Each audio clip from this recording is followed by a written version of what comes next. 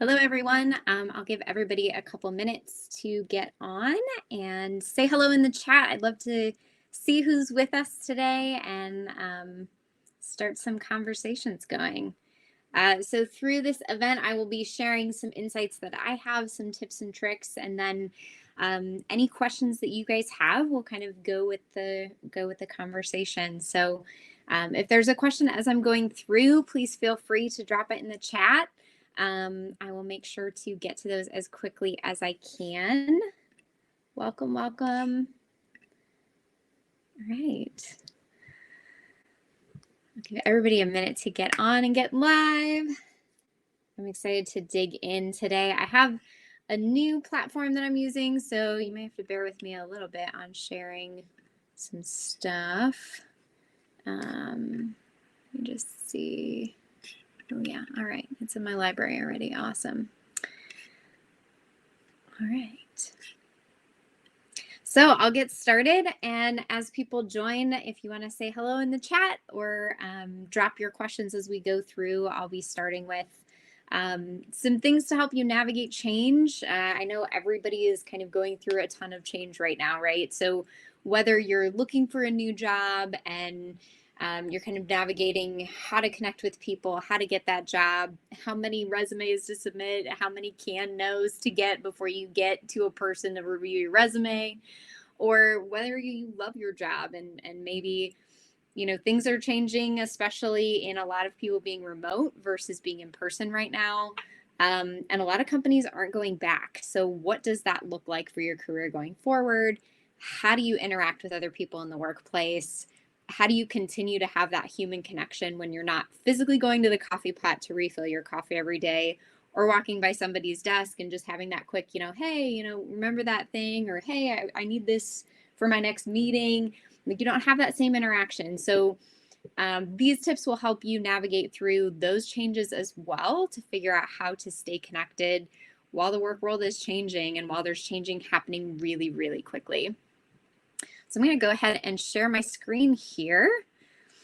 We're going to start a little bit with change in general. I know for me especially, and a lot of people have been very similar that I've talked to in the industry or just across different job types and even school situations, change is happening at a pace that we've never seen before in the work world. So anywhere from, I see a new org chart about every other week at my current job because everybody's just trying to figure out how to have that special formula. What's the perfect combination of, things that work, things that haven't worked, and new things to try so that your business can be the most successful.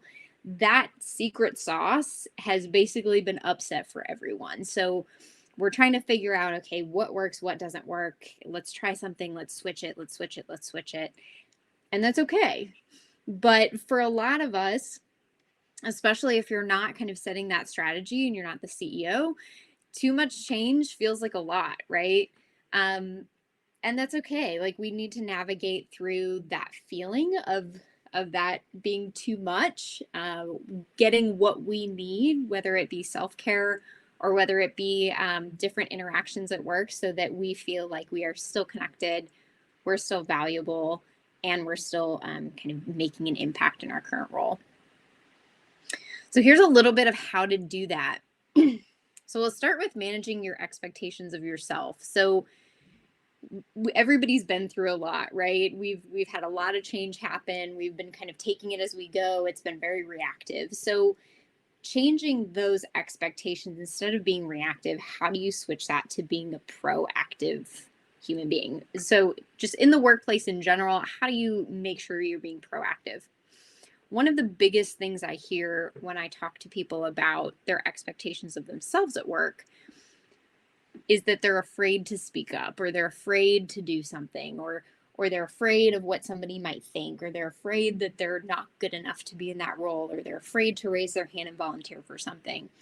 There's a lot that we're afraid of, and a lot of times we're afraid of that thing because we go ahead and attach meaning to it. So a lot of times when we're afraid of something, it's because we've said, like, hey, I don't think I'm good enough to be, sitting at this table with all these people because it means that, I'm not smart enough, or I don't have the right degree, or there's some sort of meaning that's been attached there, which comes from our fear that, oh my gosh, maybe they'll find out that I don't know what I'm doing, or maybe they'll find out that this is a little bit of a stretch for me, or maybe they'll find out I'm not really supposed to be at this table. And we worry about those things, and we attach meaning of our own self-worth and what we bring to the workplace to each of those things. So we have to kind of debunk those fears to begin with. How do we do that? So I'm going to do a little exercise with you guys and have you write down your top 3 fears. Now, this is something I do a lot of times when I do speaking engagements. A lot of times people write down things like spiders, fear of public speaking. But I want you to focus a little bit more on your current work situation, whether that's you're in the current job search market, or you're in a job that's maybe moved remote, or maybe you're in a job where things aren't as stable as they have been in the past and you're not really sure where the direction's going. So write down those top 3 fears. So some examples might be getting laid off. I'm worried that I might not have a paycheck tomorrow. You're worried that you might not be able to achieve anything, or that maybe you're not as connected in a remote world. Or maybe you'll have to redo work. And so you're worried about taking action because things change so quickly that you're going to have to redo it anyway, right? So take a minute and write down some of those fears. I'm going to pause here for a minute and let everyone write. Now, any of those fears that you've written down, I want you to kind of take that a step further now and write down next to it, why are you afraid of that thing? So say, for example, it's getting laid off. You might be afraid of getting laid off because it means that you can't make your mortgage payment, or maybe it means that you can't go on that vacation that you planned, or maybe it means that you're not sure how you're going to be able to buy groceries. So what does it mean if you get laid off? What does that mean to you? So for each of your 3 fears, write down what it means to you. What happens if that fear comes true? Does it mean that you can't pay your bills? Does it mean that you don't feel like you'll be able to get another job? What does that mean to you? What meaning have you attached to that?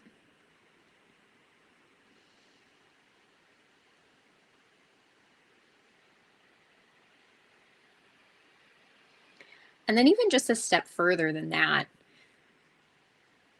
what are you worried about? So say, for example, we use that same example of getting laid off. So what happens, say I get laid off, what happens is I can't make my mortgage payment. I have to worry about where my groceries are coming from. I have to figure out another way to make money. But maybe what I'm worried about is what other people will think. Maybe people will think I wasn't a good employee, or maybe it'll mean that I wasn't a good employee. So what am I worried about? Because at the end of the day, with any of these fears especially, what you're afraid of is not actually the fear itself. So for example, that getting laid off, you've survived in the past. You're going to survive again. I used to joke about it when I was laid off from a previous job and said, if I have to go to Lowe's and sell plants in the plant department, that's what I'll do. I'll sell plants in the plant department to make my mortgage payment. But I mean, that's exactly what it is. You will find a way to fill that need. Whatever you're concerned about, you'll find a way to make it work. You'll find a way to solve that problem because you have to, right? There is an impending need to do that. Like, you will find a way to make groceries. You'll find a way to put food on the table, whether it's, you're eating pasta for a couple weeks, or you'll find a way to be creative about that. But what that means is really what you're afraid of. So write down that meaning so that you understand, okay, what is affecting my choices as an individual in the workplace? What's affecting, emotionally what I'm coming to work with?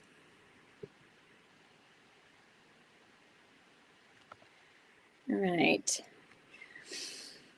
Now, I talk about this a lot, but to inspire and lead others, you have to focus on yourself. So if you don't start with your own emotional intelligence, if you don't work through those fears that you have, if you don't assign meaning to good things in your life, if you have this constant voice in the back of your mind saying, "Oh my gosh, am I good enough? Am I good enough? Am I good enough?" which a lot of us have on a regular basis. If you have that constantly, that's going to affect how you show up to work. So in order to bring that best self to work, especially as things are changing and there's a lot of kind of high tension, there's a lot of emotion in that, there's a lot of uncertainty in change. And we come to work a little guarded, right? We're like, okay, what's going to change today? What's the big bomb today? What's the thing that's going to make my day stressful? Instead of doing that, if you kind of fill your cup with inspiration, if you fill your cup with things that make you feel good, with things that make you feel certain, that's what's going to affect how you show up emotionally to work. So things like writing down what you've done well in the past. What are situations where maybe for that fear that you had in the last exercise, you've overcome that fear, or that fear has maybe happened to you and you were able to navigate through it and you were able to move forward. So, what is kind of something that you've done well in the past that you can look back at and say, you know what, this felt really stressful while I was going through it, but I made my way through that and I was totally fine. It's just helpful to use that hindsight because you can see it in reverse. We can't always see it going forward. So then the other thing too is to be grateful. So there's actually a psychological study they did where they looked at different brain waves. And when people were thinking about something they were grateful for, it was physically impossible for them to be stressed out.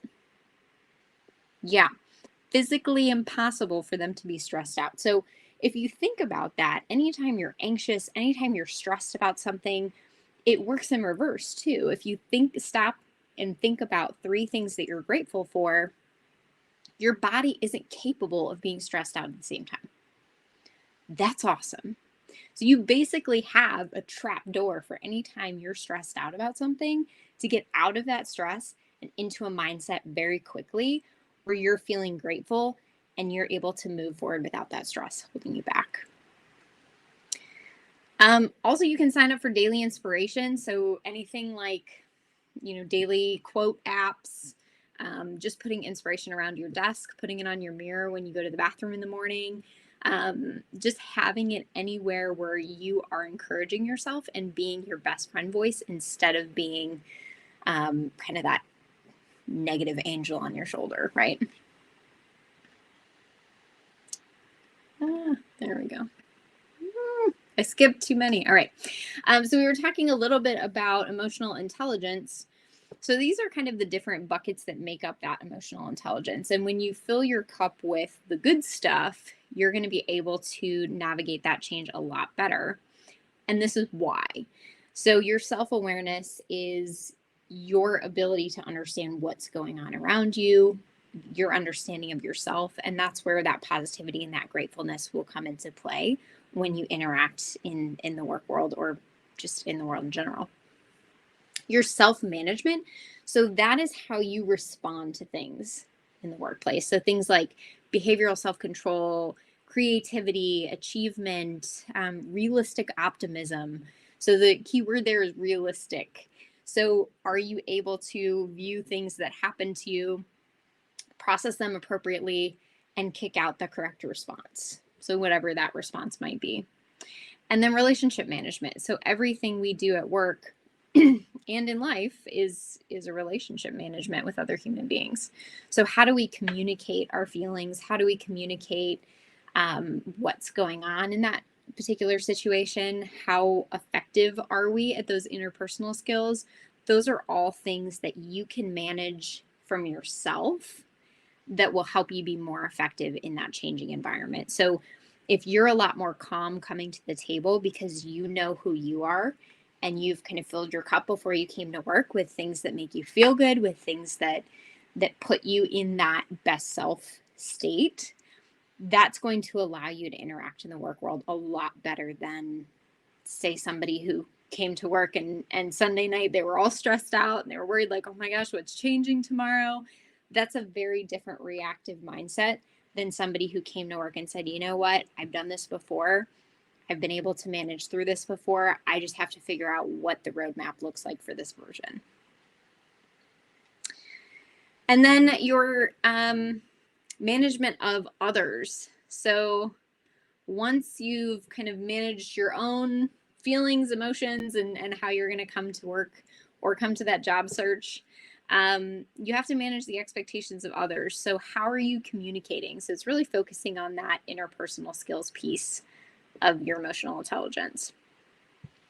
So check perception. A lot of times when I talk to some of my coaching clients and I ask something like, what does your boss think of you? Or what do your coworkers think of you?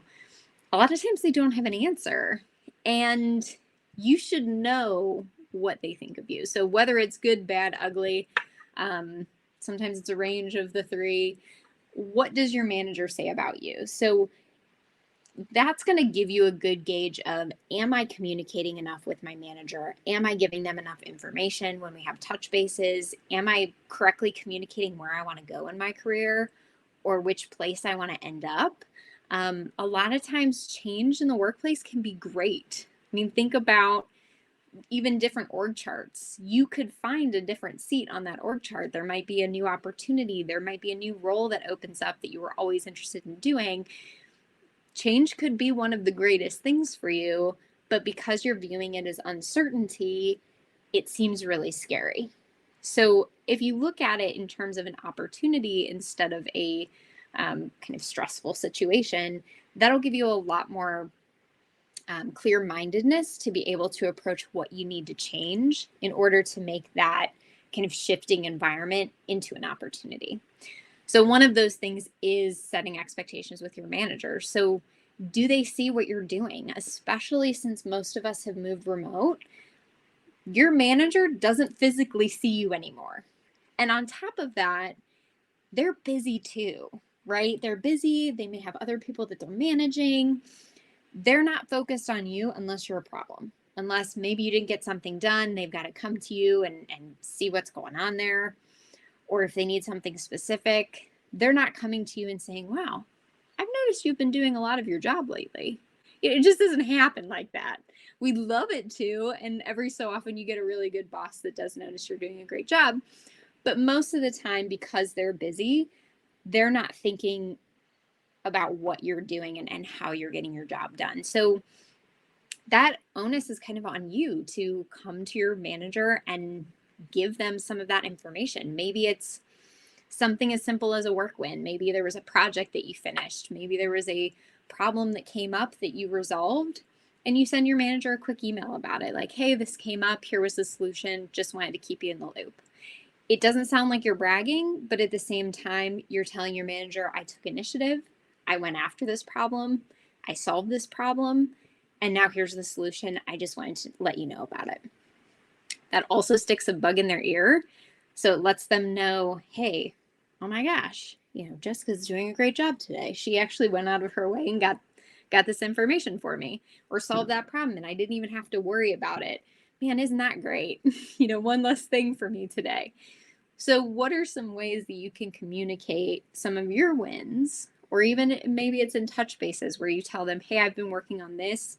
Is this what you want me to focus on? Or is there something additional that would be helpful to you? So taking advantage of any touch bases you have, asking for touch bases if you don't have them, and sharing those work wins. Even something as simple as an email to say like, hey, this project got completed. Just wanted to let you know the client really loved it, or whatever it is.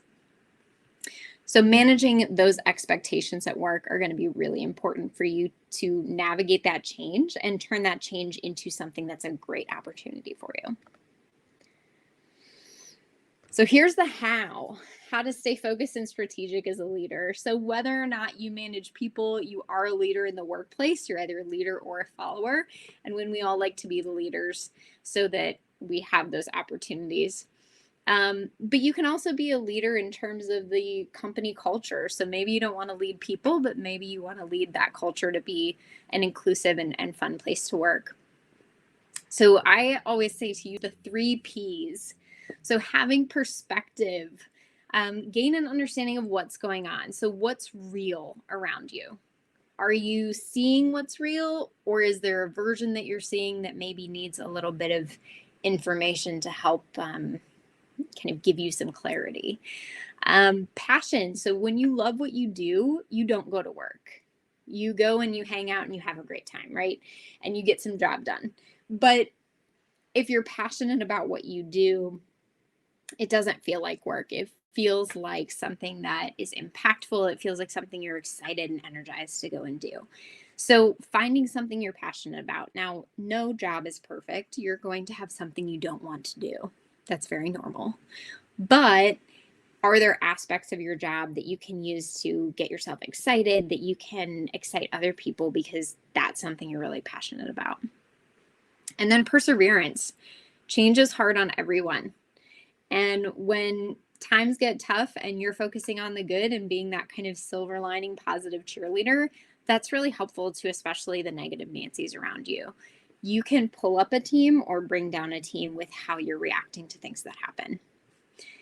All 3 of those things are going to help you stay focused on what your goals are, what you're looking to get out of your job, whether that's a purpose for you, whether that's a certain level of impact, or even if it's just a paycheck. That's totally normal. But having those 3 and using them is going to let you use that job as an opportunity and get the most out of it instead of being nervous and stressed about it, especially in a time of change. It's not clicking. There we go. So staying sane, this is kind of my quick and dirty how-to tips. So not only just self-care, but also some other things that you can do so that while things are changing in one area of your life, you have some control over something else. So here's kind of the 7 ways that I do it. That's really, really helpful for me because there's always a lot changing in my life. You do something to organize your thoughts. So for a lot of people, that's something where they write, their journal or they write things down. For me, I actually organize my thoughts a lot when I go running. So for some reason, I don't know if it's just the pace or the fact that I don't have a TV on or there's nothing else to do, but I'm trying to distract myself from running, but it's a time that I can kind of think through what I've been thinking, what I've been feeling, and kind of catalog those in my brain files. So something that helps you organize your thoughts. Maybe for you, that's, folding laundry and you're able to kind of empty your mind that way. The second thing is do something that lets you empty your mind. So is there something you do? And a lot of people like meditate, or they're actually very capable of emptying their mind consciously. I am not. So one of the things I do to empty my mind is I dance. And when I dance, there's so much to think about that I physically can't think about anything else. Like I'm trying to remember to point my toes, I'm trying to not fall over, and I'm trying to have balance, and I'm trying to make it look good. And so there's a lot going on there, and I don't have space in my brain to think about anything else. So is there something in your life that lets you empty your mind? And if not, maybe it's something you add in. Maybe it's yoga or meditation, or maybe you take up dance. Do something that gives you a sense of accomplishment. So a lot of times when things are changing a lot, we never get that feeling that it's finished. We never get that feeling that, okay, I've completed this. Sometimes you're doing that work over and over and over again because you're trying to figure out what the best version of that is, and that requires change. So what's something you can do that gives you that sense of accomplishment? So for me, that's folding the laundry, unfortunately. But especially folding towels, a lot of times there's one basket, I fold the towels, I put them away, it's done. Checked off the list. It's easy, it's simple, and it's something I can do that gives me a sense of accomplishment. I've checked that off my list. So is there something every week, and it doesn't have to be the same thing every time, it can be something different, but is there something that gives you that sense of accomplishment in whatever you're working on? Do something that gives you a sense of control. So this is kind of the big one here. Maybe that's folding laundry for you. Maybe it is how you put things away. I know in my house we have a very certain pattern for which plates go in which order, and how things are put away in different areas. And my junk drawer has, those little cube organizers. So it makes me feel like I'm in control of the chaos because my things are in tiny organizers. So what's your version of that? What gives you a sense of control over whether it's your space or, if it's an area of your life? What gives you that sense of control so that you feel like it's stable, it's done with, it's not going to change, so that you can deal with the change that's happening over here? Do something that makes you feel beautiful. So that could be as simple as doing your nails. It could be doing a mask. It could be any version of kind of that typical self-care. So what can you do that makes you feel awesome? And for everybody, that's kind of a little bit different. Do something that makes you laugh. So whether that's going out with friends, whether that's watching your favorite comedian, the ability to laugh will help you kind of tamper some, or kind of buffer some of that stressful situation that you're going through. And then do something that makes you feel alive. So I'm not saying jump out of any planes, but if you're a skydiver, that might be fun. But something that makes you feel excited and exhilarated. For me, that one actually is the same box as one of the earlier ones, and it's dance. So some of these things can be that same item and can hit a couple of those different areas. But if you're doing all of these things each week, and it can be, one thing one week, and then you can have something different that fulfills that the next week, but it's something that gives you that kind of control over your life, that basis, so you can come to anything that's changing with a calm, collected, ready to go attitude. Maybe. There we go. And of course, at the end of the day, just keep going.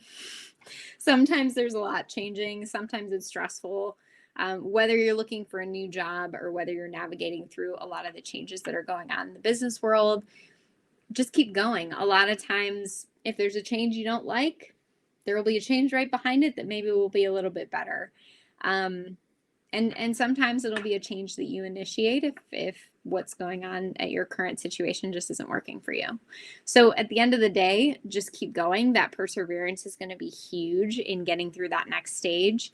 But if you bring all of those pieces together and you really come to work or whatever situation you're going through with your best self, and you're taking time to create that best self to come to that situation, you're going to be able to get through it and move forward and be in a better place. So I'm going to open it up for questions. I have a couple ways to connect with me up on the screen, so I'll leave that up for a second. But any questions anybody has, we'll deal with those in the chat. Nothing at all. We can always end early as well. It's a good way to find a mentor. That's a good question.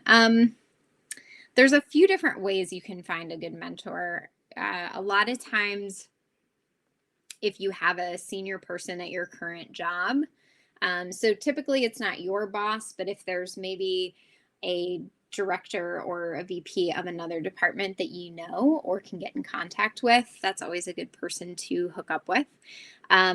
Another way to get a good mentor is to ask for a recommendation. So a lot of times you'll have people in similar industries or kind of across a different company that you can say, hey, I'm looking for a mentor.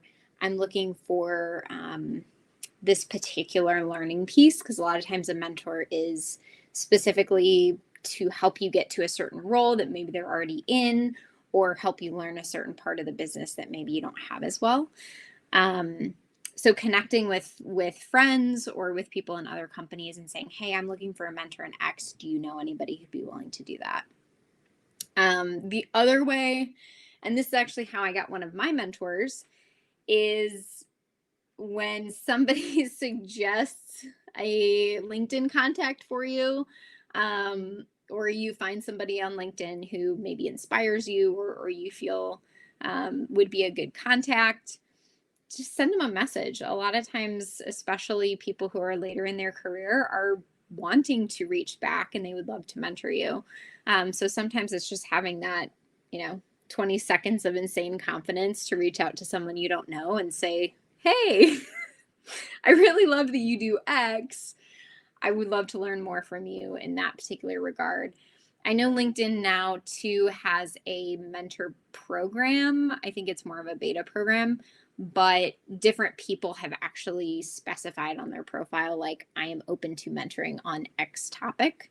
And I don't know if that's something you can see publicly or if it's just something private, but just to your advantage, people on LinkedIn are already thinking like, oh, I can mentor people on LinkedIn. So a lot of times that's a good place to get a good mentor.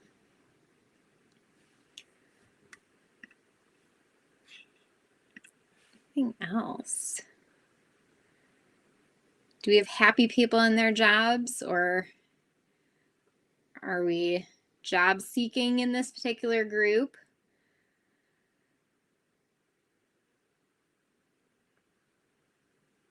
Okay. Happy, yeah. Happy but stressed. Yeah, I think it's stressful for everyone. It's amazing that kind of across the board, whether it's friends of mine in different industries or mentors that I have in different industries, there is so much change happening. And some of that change is exciting, and it's an opportunity to think differently and bring the business in a new direction. But it's stressful to figure out, okay, what is the right direction? How do I figure out that right direction while still making money, while still keeping my shareholders happy, while, doing all these other things? So it's a lot on all levels. So keeping that in mind, a lot of times what can help you, surprisingly, what can help you be less stressed is figuring out what's stressing out those above you. So if you can take stress off of a manager or a director's plate, a lot of times that will open some doors for you that will end up stressing you less, even though you're doing a little bit more work sometimes. But a lot of change comes a lot of opportunity, and those opportunities can be something that either you really wanted to do or something that you didn't even know was an option. I know some of the times that have been radical change in my career have been some of the times where I've made a right hand turn that has ended up being a much better situation or much better growing for me than something else that was kind of on the path that I wanted. Any other questions? I will also post a copy of this on the website for a little while. So if anybody missed or kind of wants to go back and take a look at a slide or something, I'm happy to post that so you guys have access to it for a while as well. I know kind of the biggest thing for me is just keep going. It's amazing in hindsight how much, especially when I felt like I was stuck or I was stressed out or I was like, why do I work here? I know sometimes in hindsight, I realize, oh, that was only a few months, or, oh, that changed after a year, So a lot of times those things that we're really wrapped up in now just take a little bit of looking back to see, okay, I felt like this before. And when I felt like this before, here's what happened. So not that necessarily that's the exact same thing that's going to happen again, but I can have a little bit of comfort in knowing that there's something that could change, or, there might be a better path that comes out of it. And I just need to keep my eyes and ears open.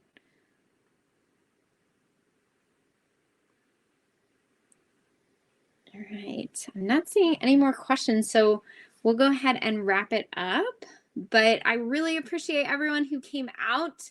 As I said, again, I'll be posting this on the website so that if anybody wants to reference it or missed it for whatever reason, they can take a look at the recording.